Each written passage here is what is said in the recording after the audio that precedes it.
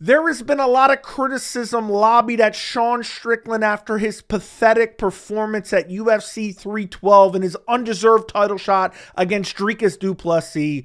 Dean Thomas has been calling him out. Luke Rockhold recently called him out. Bilal Muhammad absolutely obliterated him. I made a video on that yesterday if you care to go check it out. But one person I did not expect to absolutely destroy Sean Strickland with facts on Ariel Helwani's show is Sean Strickland's own head coach, Erick Nicksick.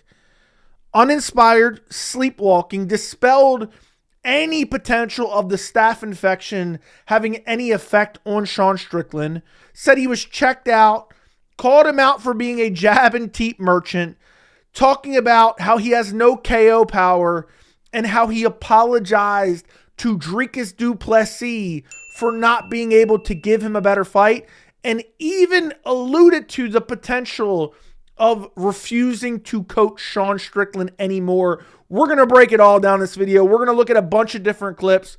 I was absolutely shocked seeing this. And this interview from Erick Nicksick has gotten him a bit of criticism for saying these things about a guy that he coaches.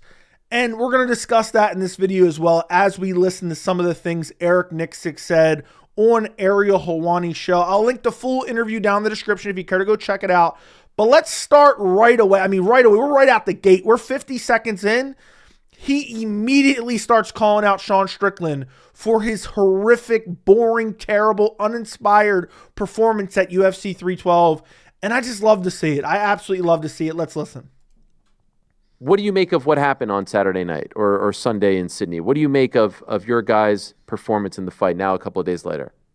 Real quick, when you see Erick Nicksick, the video's kind of freezing. He had some type of internet issue, so you'll see him kind of stand still for a minute or sit still for a minute. It's just the connection between Ariel and Erick Nicksick, but you'll be able to hear everything he says. Oh, it was just uninspired fighting to me. It just seemed like he was sleepwalking, you know? Yeah, it was tough, man. I was just trying to dig him out of it, you know, through the rounds. I didn't know if he was trying to collect data in the beginning or if it was just a slow start or what was going on, but uninspired and sleepwalking. That could almost be described of every Sean Strickland performance ever. And he references, I was trying to dig him out of it. If you watch the fight and were paying attention in between rounds, it was like Erick Nicksick was begging Sean Strickland, please, Sean, you're making us both look like shit. Please, Sean, fight. But he refused to fight Daddy Du Plessis. And it's just crazy to hear him come out 2 days after Strickland suffered this loss. I guess it's 2 days. And call out Strickland for this atrocious performance. And there's way more to it. We'll get to it all in a second. You know, as the rounds began to progress, I can just tell that it just didn't feel like he was in it the way most of the times that he is. So, yeah, it was tough, man. It was tough 25 minutes to travel all the way out there. You know, and like, man, let's not forget this is a title fight, and I take these title fights very seriously. And you know, just I don't know. I was just disappointed, man. I was disappointed with the whole entire outcome, the whole fight as a process. Just thought it was just kind of flat. We flew all the way out there for a title fight for you to not even fight is essentially what he said there. We flew all the way to Australia for you to shit the bed in an undeserved title shot that you sat out and waited for off a split decision win against Paulo Costa. And the thing is, you can criticize Erick Nicksick for criticizing Sean Strickland publicly, but at the end of the day, do you disagree with anything he's saying? I mean, this could be tough love. It's not like he's completely trashing him. He's like, oh, we flew out to Australia and you decided you weren't even going to fight. I mean, that makes Erick Nicksick look like a shit coach. He can't even inspire you to fight. Alex Pereira couldn't inspire you to fight in the corner by saying Shama. That's what it seems like. Now, the next clip we're going to take a look at, he was asked about the staph infection, and Erick Nicksick doesn't give Sean an out at all. I'm wondering when Sean eventually talks and does interviews eventually, will he try to blame the staph infection for his loss? Because after he lost to DDP at UFC 297 last year, he blamed a phantom headbutt that was really a right hand for the reason he lost. He blamed the liberal judges for robbing him in Canada. And I'm wondering if he's going to try to use staph infection. Well, it looks like Erick Nicksick just shut that down immediately. Listen to this. Do you think that affected him in any way? It certainly doesn't help, but yeah, he had staph a couple weeks prior to us leaving. He was on antibiotics, but no, I mean, he looked great leading up to the last week and a half of No, he looked great in the last week and a half before we left for the fight. Training, traveled out there. His cardio felt fine. Everything felt fine. So, of course, getting staph that at any point doesn't help the situation. It's not ideal, but that's, to me, not the reason why he felt flat. So there you go. His cardio was looking great. He was looking great the couple weeks. Obviously, having staph in the middle of a training camp is not ideal, but it's not like he was dealing with it in the week or two before the fight. He had already dealt with it. He had already gotten off the antibiotics. He still had, obviously the thing on his arm showing that he had staph, which he paraded around during media day. Maybe he did it intentionally. Maybe he didn't. But Nicksick's that's not the reason he went out there and refused to fight. That's not the reason he went out there and fell flat. So he already dispels that rumor of, not really rumor, he dispels that excuse off Sean Strickland's list. Not that Sean wouldn't still come out and potentially use that, but I think Erick Nicksick, his head coach, coming out and saying, oh, that wasn't really a big deal, when Erick Nicksick could have said, yeah, man, I think it was because of that, and would have already gave Sean that crutch because he didn't have to say it himself. It would have already kind of laid the foundation for him to make those excuses. Next clip. This is even crazier to me because I've been criticizing Sean Strickland's style for a long time, and you have the kind of the people, the cult of the right-wing grifting personality of Sean saying, you don't like Sean because of his political affiliations. And really, I've just criticized him because the criticism is warranted. Ariel asked Erick Nicksick, is the criticism warranted of Sean Strickland for this dog shit performance in the main event of an undeserved title shot? Is it warranted? Because a lot of people have finally opened their eyes and started to criticize Sean Strickland for jabbing and teeping, which Erick Nicksick points out in a little bit. You're going to see that in a couple clips. But listen to what Erick Nicksick has to say here. Does Sean deserve the criticism for putting on a shit performance in a main event of a, less than stellar card after saying, yeah, I'm going to go to war for you guys, man, to the death, and then going out there and refusing to fight for the entire fight? Let's see what Erick Nicksick has to say. All regular stuff, politics and all this stuff. He says things like, he's going to fight to the death. And obviously that's not really what we saw on Saturday. Do you think that the criticism is warranted? Do you think that it has been fair? Yeah, of course. I do. I do. I mean, we have to be real. It just was a very underwhelming performance in an opportunity to fight for a title. Exactly. How are you going to go out there in an undeserved title shot and literally refuse to fight? Get 50-45 in an undeserved title shot after telling the crowd you're going to fight to the death. You're going to go to war. Yes, the criticism is warranted. Thank you, Erick Nicksick. There's people in this sport that never even realize that potential to ever even be an opportunity to fight for a championship. That should be enough to get you motivated, to get you off the couch. So, it just to me was we didn't perform. So that's all. It's on all of us. It's on me as a coaching staff. It's on Sean, and I think he needs to evaluate what he wants to do in this sport. If it's just to make money, then that's great. Let us know. I want to coach world champions. So my motivations are different. So I think that just to kind of show up and do that and not really back it up, just to me was just kind of uninspiring.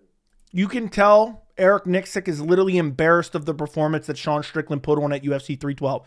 He literally said, in more words than I'm going to say here, if you're just going to show up for a check and not even fight like a pathetic little bitch, then I don't want to be your coach anymore because you're humiliating me. He wants to coach world champions. He wants to coach guys that aren't just going out there and trying to take as little damage as possible just so they can collect a paycheck from the UFC. That is insane to hear that level of honesty from Erick Nicksick. It was jarring to hear him even say that. To be like, well, look, I had to have a conversation with him. And if you're just showing up for a payday, I don't want to be your coach anymore. And he gets to that a little bit more. I think the last clip we're going to look at in this video later on in the video. But the next clip might be the most damning of the whole thing. And again, I'll link this whole interview down in the description. he calls out Sean Strickland for being a jab and teep merchant. Like, Sean, you're down. How is everything you're going to do just a jab and teep? That's not going to get you by, which is literally Sean's entire game plan, just a jab and teep, and he barely even threw any teeps in this fight. So it's hilarious to see Nicksick point this out. He's kind of checked out. That's kind of what I'm thinking. It's like, you're grasping at straws at that point. You're just trying to get him to do something. And like, like my dad used to always say in football, is like, you got to get something, get the band playing, right? Get the crowd and get motivated, get the momentum on your side again, So, by the way, he's talking about in between rounds when he was begging Sean Strickland to fight, and it seemed like Strickland was getting annoyed with him. Ariel actually pointed that out as well. You're not going to see that, but that's what he's talking about here. And soon he says, you can't just jab and teep the entire fight and expect to win. So I'm asking for anything. The jab and the teep are going to win the fight. It's like if you have a hold on, I know people cry when I rewind. I gotta hear that again, man. That's music to my ears. I've been saying this for so long. People are propping up Sean Strickland because he's a right-wing grifter when all he does is jab and teep. Literally one of the most boring fighters in the entire UFC. You get an undeserved title shot, and after you whined and sat out and avoided other fights, and you're just going to go out there and jab and teep and barely fight? Get the momentum on your side again, So I'm asking for anything. The jab and the teep are going to win the fight. It's like if you have a predictable offense and you run this slow-paced offense in football and you get down by 30, you don't have the ability to come back and win those games, right? Like you just don't have the ability to come back and win those types of games. So you have to take risks. You have to make something creative happen, and just jabbing and teeping your way to a comeback win wasn't there. So it's like, dude, find a same side head kick, throw some knees up the middle, so throw something different that's not predictable to what Dricus has seen for the last 9 rounds, so we have to mix it up. Absolutely love that answer from Erick Nicksick. You got to do something other than jab and teep, Sean. Don't let him bully you, son. This dude really went out there and said, yeah, man, I'm gonna fight to the death, brother. We're gonna bleed for you guys. After all week, all he did was talk about Khamzat Chimaev being a scammer. He's calling Khamzat Chimaev a scammer. He scammed everyone who bought the pay-per-view or bought a ticket to the event by going out there against DDP, one of the most exciting fighters on the roster, and all he does is jab and teep to a 50-45 loss. And even his coach is embarrassed and disgusted by his pathetic performance. By the way, guys, if you enjoy these videos, make sure to subscribe to the channel and turn on notifications. I would greatly appreciate it. Next clip, he talks about, he calls out Sean. He doesn't have no finishing ability.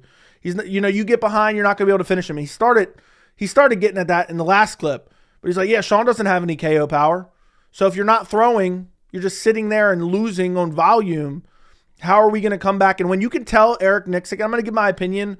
I've kind of been talking about it throughout the video, but I'll give my opinion on what I think, as a whole, Erick Nicksick saying this publicly as we go through the rest of the video. But it's just hilarious to see him point this out. He was responsive to, like, after one round, I remember he's like, all right, I'm getting my timing. I got my timing. And I'm like, dude, like, we don't want to be giving rounds away, especially after the first experience, right? Like, it was such a close fight that giving round 1 away was scary enough for me. I'm like, I don't want to give any rounds away, let alone 1 and 2. So now we're fighting, we have to come back, and really, we don't have that like one hitter quitter comeback mentality with Sean. So, that to me was just kind of like, well, we're going to have to try to start doing something different.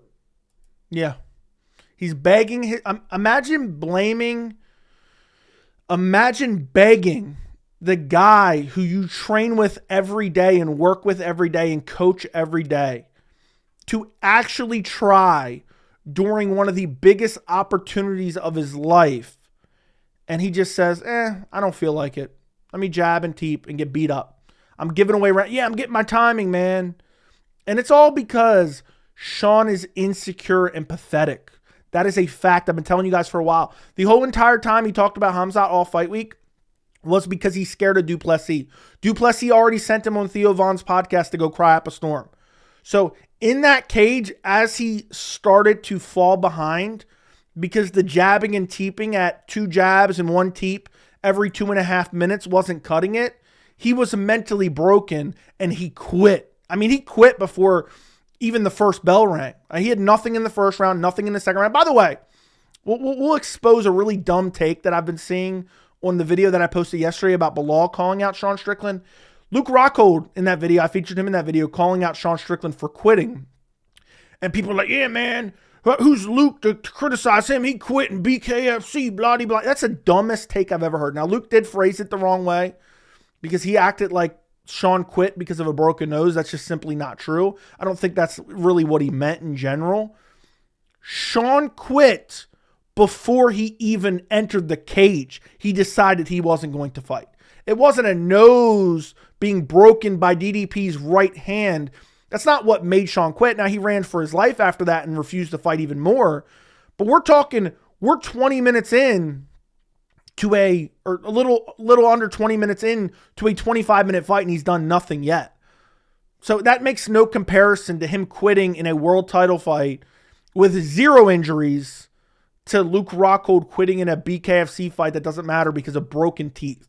That comparison is completely illogical. It's a non sequitur. It makes no sense. Next clip we're going to check out. It's hilarious because he's asked about the game plan, and he kind of starts breaking down the game plan. He's like, man, this was really tough to watch. This was really tough to watch. I mean, believe me, Sean Strickland's tough to watch in general, but imagine being his coach, knowing that this is his last opportunity to potentially fight for a belt, and he goes out there and shits the bed. Reminds me of Colby Covington versus Leon Edwards, but let's get to, as Sean Strickland would say, I regress. Let's listen. Guard, and then how do we attack it from there? So there was a number of things that like we really worked on and drilled that, honestly, just, that didn't really get out of him in that fight. It just felt kind of flat, So, yeah, it was tough, man. It was tough to watch. There's always a debate in those. Literally said Sean Strickland is tough to watch. Now, we have a couple more clips. The last clip is insane. Basically, he alludes to potentially not even coaching Sean anymore. But let's listen to this next clip where he was asked, was it more what DDP did or what Sean didn't do? And he talks about how he apologized to Dricus Du Plessis for how badly Sean Strickland fought because it looked like a garbage fight. No one really enjoyed it. A lot of guys kind of got criticism, even though DDP really didn't deserve a whole lot. Erick Nicksick said after the fight, I personally apologized to DDP for Sean giving him a shit fight. He went first a lot of the times. He led the dance a lot of the times. And he just did that with volume. I mean, he didn't do really anything different, but he did everything that he needed to do just to get a win. Right. Like I even said to Dricus after the fight, man, like, I wish we would have given you a better fight. Like you deserved a better fight than that, So he didn't have to do much. I felt like Dricus kind of saw the way Sean was fighting, and he minimized every risk that he had to take and just did his job and got out of there 25 rounds scot-free for 25 minutes, right, without really getting hurt. Are you surprised? Isn't that insane? I apologize to DDP. We couldn't give him a better fight because Sean went in there and refused to fight him. Imagine being that humiliated as a coach. You have to apologize to the guy who just 50-45'd your fighter. That really is humiliating. And I know a lot of people, not a lot, but there's been a lot of people coming out and saying, man, why is Erick Nicksick airing dirty laundry? Everything Erick Nicksick has said here has been nothing but facts. And I get it. It doesn't necessarily look good on Sean Strickland for Nicksick to come out and say this. But he knows Sean better than anyone. And if he needs to be publicly shamed a little bit by his coach to maybe get through his thick skull, he's too busy thinking about, gay people, trans people, brown people, political stuff, sucking off, the right-wing fan base. Maybe to get through it to him a little bit, maybe it needs to be a little bit more public criticism where it's not like Strickland can come out and say, well, why'd you say this? Because everything Nicksick has said is fact. So I think Nicksick is embarrassed of the performance that Sean put on. And I think it reflects badly on him as a coach. And that's why he's being so open and honest. And also it could be, okay, maybe this will get through to Sean a little bit more than what I say in the gym, because in the gym, all he does is beat up, influencers. But when he gets in the actual cage, he's never willing to go to the death. Last clip we're going to take a look at is him asked, do you not want to coach Sean anymore? That's an insane question. I couldn't even believe Ariel asked that question, to be honest. And I thought Nicksick was going to be like, what? I kind of thought it was a dumb question when Ariel asked it. And Nicksick's like, I don't know. We got to have that conversation. That's how embarrassed he is.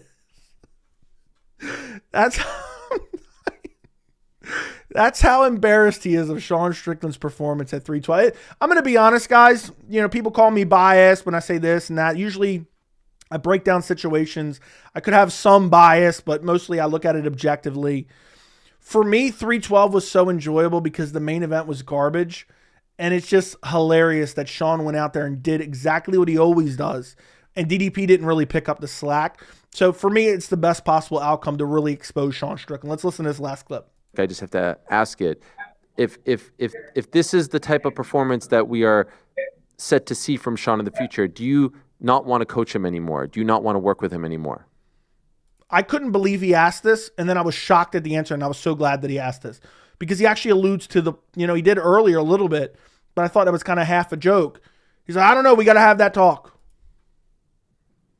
Yeah, I think that that's a fair assessment that I would have to sit down with Sean and talk to him about, right? Like, you know, where can my services be of help for you? You know, I think as a coach, you get credit for things you don't do essentially as much, and you get the blame for things that you might not do. This is more than he landed. The media day of 312. This is more than he landed on the entire fight against DDP as well. So you got to be right there in the middle. But in situations like this where your motivations might change, and if that's the case, if his motivations have changed to something different, where it's like, hey, I prefer to fight for money or a paycheck, and it's not to be the best or be a world champion, then yeah, I think as a coach and fighter, we should sit down and have that conversation. And you know, I love him, man. He's a great teammate. He's a great guy. You guys heard me say that time and time again. But you know, if your fights aren't to be the best in the world and they're for money, then that's not really what I'm looking for. I want to compete against the best. I want to win world titles, and you know, that's my main focus and goal. How crazy is it that Erick Nicksick had to come out and say that? If you're not interested in being world champion and you're just showing up for a paycheck, I don't want to coach you. I'm dying. I'm literally dying because this is something I've been pointing out for a long time, that Strickland doesn't really fight with any urgency. And essentially, he just jabs and teeps his ways to a decision. Sometimes he ends up losing via split decision against, you know, like a Jarrett Cannonier. There's been other fights where he's won via split decision. But his heart isn't really there. He acts like this badass on the mic who's going to beat this guy's ass, and he's going to go to war, and he's going to go to the death, and he's going to bleed for you guys, and this and that. And then he just goes out there and plays patty cake. And this time he did it so poorly in such a mega event, at least for them, a title fight, an undeserved title fight at that. Shame on the UFC for screwing us over. We should have been watching DDP versus Khamzat Chimaev, but instead we got Strickland. But he fought so poorly that Erick Nicksick is literally determining in his mind whether Sean is just showing up for paychecks now and if he wants to actually coach him, because Sean's fight style is literally embarrassing him and hurting his credibility as a coach, which is absolutely insane. I'm glad that he was open and honest about it. And I've touched on this throughout the video, but I'll say this to end the video. Erick Nicksick just spoke facts here.